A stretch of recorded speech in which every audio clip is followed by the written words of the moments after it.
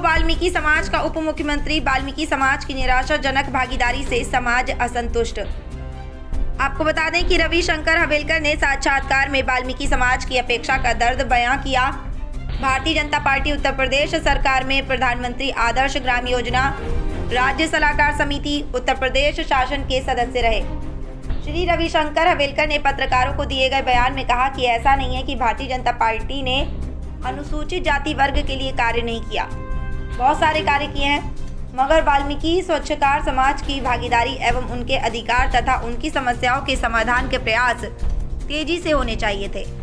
वह हुआ नहीं। विधानसभा के अंदर अनुसूचित जाति वर्ग के कुल विधायकों की संख्या इस प्रकार से है, जिसमें कुरील समाज से 29 विधायक, पासी समाज से 28, खटिक समाज से 11, कोरी समाज से 8, धार्मिक समाज से 1, धोबी समाज से 4 और आदिवासी वर्ग से 6 विधायक हैं। जबकि आबादी के अनुपात में वाल्मीकि समाज का एकमात्र विधायक ही है और एकमात्र सांसद। स्वच्छकार समाज की समस्याओं के संपूर्ण समाधान सहित सफाई कर्मचारी आयोग के गठन की दरकार है। सफाई कर्मचारियों के सम्मानजनक वेतन एवं सीधी भर्ती सफाई कर्मचारी आयोग की सिफारिश से सामाजिक न्याय की सिफारिश है। रिजर्वेशन में वर्गीकरण लागू किए जाने तथा आबादी के 94 जिले में गठित होने वाले भाजपा अध्यक्षों में से 25 वाल्मीकि समाज के होने चाहिए। अनुपात में 23 विधानसभा टिकट वाल्मीकि समाज को दिए जाने के साथ ही कैबिनेट मंत्री, दर्जा राज्य मंत्री, विधायक, MLC, आयोग के अध्यक्ष, उपाध्यक्ष आदि बनाए जाने की बात कही। बता दें कि सरकार में इन जातियों की भागीदारी संतोषजनक नहीं है। इन जातियों के उत्थान के कार्य बहुत ही धीमी गति से किया जा रहा है। उन्होंने असंतोष व्यक्त किया तथा अतिशीघ्र मांगों के पूरा किए जाने का मुद्दा उठाया। आज़ाद टाइम्स न्यूज़ के लिए कानपुर से खास रिपोर्ट। तरह से आप बुरा भाग लगा लीजिए कि 9-10 हज़ार रुपये में उनका जीवन यापन सम्मानजनक नहीं हो सकता। कम से कम उनका वेतन 25,000 रुपये प्रति माह होना चाहिए।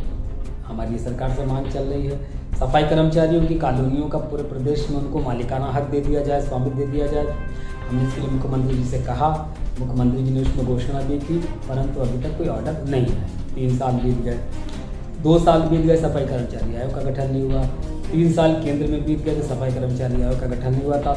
अभी हाल ही में अनुसूचित जाति जनजाति आयोग सहित कई आयोग निगम बोर्ड का गठन किया गया, परंतु भारतीय जनता पार्टी को वाल्मीकि समाज के प्रति उन्होंने आयोग को समय से गठित नहीं किया, जिससे कि बहुत सारी चीज़ें लंबित हैं।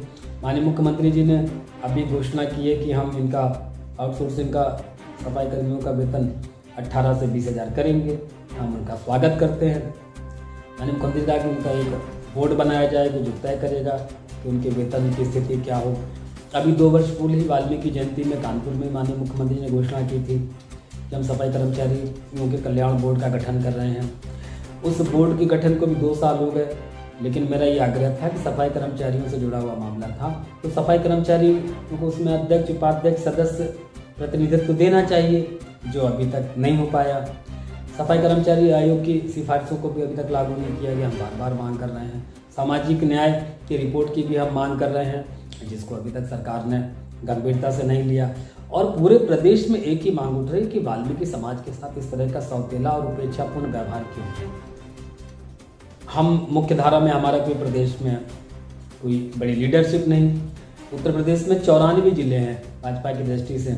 अगर 3% की आबादी से ही देखा जाए तो हमारे 25 जिला अध्यक्ष होने चाहिए, हमारा लगभग नहीं है, 0 है। इसी तरीके से उत्तर प्रदेश के 85 सुरक्षित विधानसभाओं में हमारे एकमात्र सांसद है, हालांकि हमारे 23 होने चाहिए। तो ये धीरे धीरे जो आक्रोश है वो बहुत ज़्यादा व्यापक स्थिति में पनप रहा है।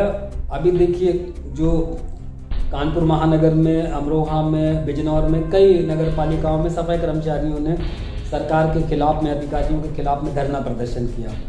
अब आप समझिए कि पूर्व की सरकारों ने जो आदेश दिया था उस आदेश को पलटते हुए अधिकारीगण, और वो कहते हैं कि मुख्यमंत्री जी का, नगर विकास मंत्री जी का आदेश है कि सुबह 5 बजे से आप काम पर जाएं 2 बजे तक, और फिर सायकाल 7 बजे से 6 बजे से रात्रि 12 बजे तक 2 पालियों में काम करें।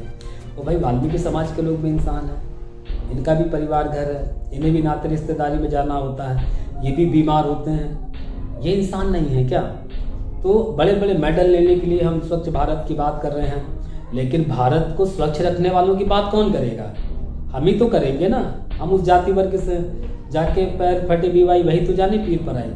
तो हम सरकार से कह रहे हैं कि हम भारत को स्वच्छ रखने का सपना जो आपका है उसको हम पूरा कर रहे हैं, लेकिन हमारे परिवार के लोगों को स्वच्छ रखने का, उनके भविष्य को सुरक्षित रखने का, उनकी शिक्षा का, उनकी एजुकेशन का, उनको मुख्य धारा में लाने का, उनके बेहतर कल्याण के लिए कौन चिंता करेगा?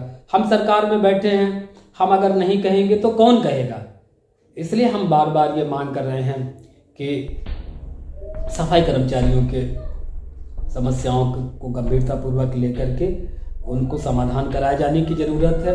उनका वेतनमान 25,000 कराए जाने की ज़रूरत है। उनको भर्तियों की बड़ी संख्या में ज़रूरत है जो स्वेच्छा से काम करना चाहें। और बहुत हमारे समाज के लोग पढ़ लिख भी रहे हैं, सफाई कार्य से अलग भी कार्य कर रहे हैं, वो भी सब बधाई के योग्य हैं। परंतु आप किसी चीज़ को एकदम से नहीं बदल सकते। मशीनें आ गई हैं, बहुत सी चीज़ें आ गई हैं, सरकार हमारी कह रही है ठीक है, लेकिन इसका मतलब ये नहीं कि अब सफाई कर्मियों की आवश्यकता नहीं रही और है तो इसको करना चाहिए। मैं बार बार यही मांग कर रहा हूँ। आयोग निगम बोर्ड का गठन देखिए सालों हो जाते हैं, शून्य पड़ा रहता है। आखिर कौन सुनेगा हमारी फरियाद? हम किससे कहें?